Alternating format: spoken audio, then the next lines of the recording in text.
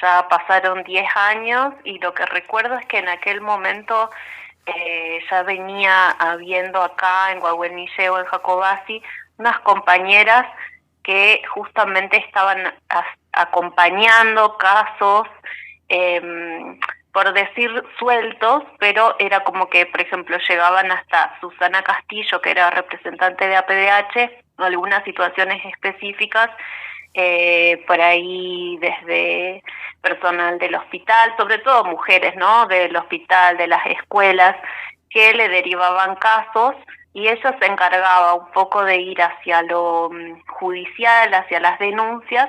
pero también nos íbamos dando cuenta de que hacía falta un acompañamiento permanente para con esas personas, mujeres, infancias,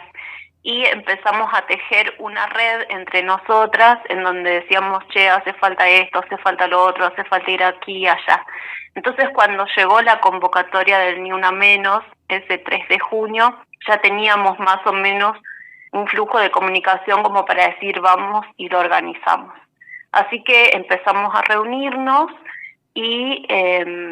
empezamos a decidir cuestiones que, por ejemplo, no íbamos a marchar, pero que sí nos íbamos a convocar en un espacio cerrado, teniendo en cuenta también las condiciones siempre del clima en ese momento acá en Guagüel, y que íbamos a,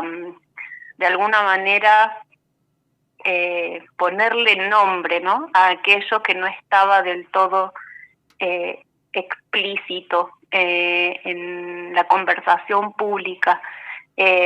ponerle nombre tanto para nosotras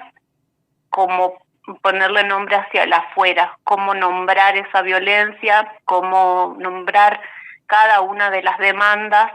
Y entonces, bueno, nos juntamos mujeres de distintas edades. En aquel momento empezamos a reunirnos en casas particulares, empezamos a generar mucho material de difusión, algunos videos, hicimos una serie de fotografías, me acuerdo, todo muy rudimentario, ¿no? Después sí vinieron las discusiones quizás que tenían que ver más con un pensamiento más elaborado acerca de qué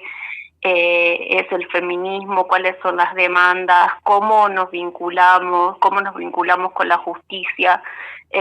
o qué herramientas de colaboración de red podíamos construir. Pero en ese momento lo que primero necesitábamos era nombrar, era gritar de alguna forma, que salga eso que ya venía sucediendo en el territorio, que sucedió siempre, digamos, pero que de alguna manera se estaba conteniendo en esto de como de la ayuda particular. Y bueno, ese 3 de junio nos juntamos en lo que es el sindicato Luz y Fuerza. Era como un contexto preelectoral, entonces aparecieron los distintos espacios, autoridades, como de alguna manera hacer presencia, supongo yo, y también colaboraron docentes, pidiéndoles a estudiantes que reflexionaran. Fue con tiempo, entonces pudieron armar algunos videos que los estaba viendo recién para acordarme un poco más, y hay material que quedó de aquel momento, que fue, bueno, muy emocionante. Creo que marcó un antes y un después, bueno, además de en todo el país, marcó un antes y un después en los pequeños pueblos, porque claramente si en todo el resto de los lugares era muy difícil ir a denunciar, claramente si había ese tipo de atención o ese tipo de discursos frente a la denuncia de violencia, imagínate en un pueblo pequeño en donde además existe, ¿no?, esta vox populi de quiénes somos, qué hacemos, qué nos merecemos, qué no nos merecemos. Entonces, bueno, creo que eso marcó un precedente y sin dudas también nos preparó para toda la discusión que vino después, y pensar en estos 10 años ha habido avances impresionantes en nosotras, en las instituciones. Bueno, son también derechos que en este contexto los pones más en valor también, todo aquello que conseguimos. Sí, bueno, después de ese 3 de junio de 2015, Ni Una Menos tuvo, bueno, una incidencia territorial durante muchos años en el sentido de ser la organización de referencia, ¿no? A la que acudíamos siempre que había alguna situación. También se presenta desde esa grupalidad un proyecto al Consejo Deliberante Local para que se conforme un Consejo de Género, que ahora se llama Consejo de Géneros y Diversidades, porque justamente esto que te decía, nos dimos también otros debates que incluyeron a las diversidades y que ahora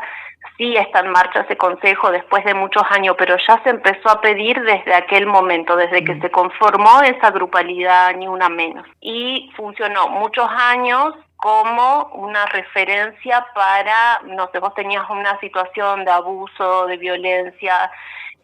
tenías que hacer una denuncia y te mandaban siempre, bueno, anda a verlas a las chicas de Ni Una Menos que ellas te van a asesorar sobre cómo tenés que actuar, o te van a acompañar a la comisaría para que no te reboten, o te van a acompañar al juzgado de paz, porque cuando están las chicas de Ni Una Menos no te tratan de disuadir, por ejemplo, ¿no? Entonces, durante muchos años funcionó así, y después estos últimos años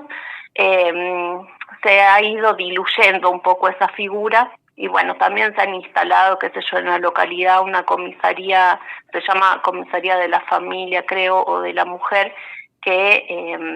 bueno, tiene todas sus capacitaciones en lo que refiere a la atención de la violencia hacia la mujer, bueno, con la aplicación de la ley y demás, que bueno, empezó a cumplir también un poco esa función. La grupalidad Ni Una Menos, que durante muchos años motorizó, convocó y demás, ahora este año, y hace varios años ya, que no funciona así. Cuando nos juntamos en las plazas, no solo los 3 de junio, sino bueno, también cuando se hizo la vigilia por el aborto legal, seguro, gratuito, cuando bueno, tuvimos los 25N y demás, se hace como de un modo autoconvocado.